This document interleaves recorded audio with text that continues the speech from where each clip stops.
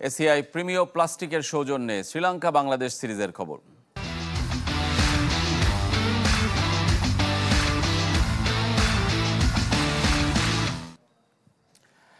Series জয়ের স্বপ্ন নিয়ে ক্যান্ডিতে এখন বাংলাদেশ দল। জয়ের আত্মবিশ্বাস সঙ্গী মেহেদী হাসান মিরাজের দলের। পাল্লেকেলে স্টেডিয়ামে এক সেশন অনুশীলন করে মঙ্গলবার শেষ ওয়ানডে খেলতে নামবে, যে মাঠেই হবে প্রথম টি-20ও।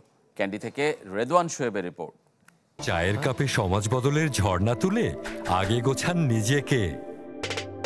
প্রিমিয় টাইটানিয়াম আলমিরা, গুছিয়ে ফেলুন জীবনটাকে। পাহাড়ে ঘেরা নয়নাভিরাম ক্যান্ডির বুক চিরে সগৌরবে দাঁড়িয়ে দ্য গোল্ডেন ক্রাউন হোটেল। আগামী 5 দিন টাইগারদের ডেরা এখানেই। বাংলাদেশ দলকে স্বাগত জানাতে আয়োজনের কমতি রাখেনি হোটেল কর্তৃপক্ষ। লাল গালিচা সংবর্ধনা, বাজনা বাদক, লাল সবুজ পতাকা হাতে স্টাফদের অভিবাদন, আরও কত কি। স্থানীয় সময় সন্ধ্যা 6:45 হোটেলে পৌঁছায় বাংলাদেশ দলকে বহনকারী বাস। শুরুতে কোচিং স্টাফ, তারপর ক্রিকেটাররা। একে একে প্রবেশ করেন সবাই। সস্ত্রীক হাজির তাসকিন আহমেদ আর শামীম পাটোয়ারি। শঙ্খ ঢোল বাজিয়ে, হট টাওয়েল আর পদ্মফুল দিয়ে বরণ করে নেওয়া হয় মেহেদী মিরাজ, তানজিম সাকিবদের।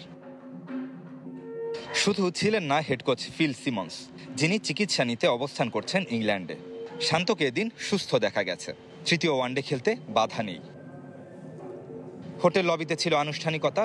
স্থানীয় রীতি অনুযায়ী আগুন নিয়ে সাজানো প্রদীপ জ্বালান মেহেদী মিরাজ, তাসকিন আহমেদরা। সোমবার ফ্লাড লাইটের আলোয় অনুশীলন করবে বাংলাদেশ দল। Redwan Shoaib, channel 24, candy, Sri Lanka.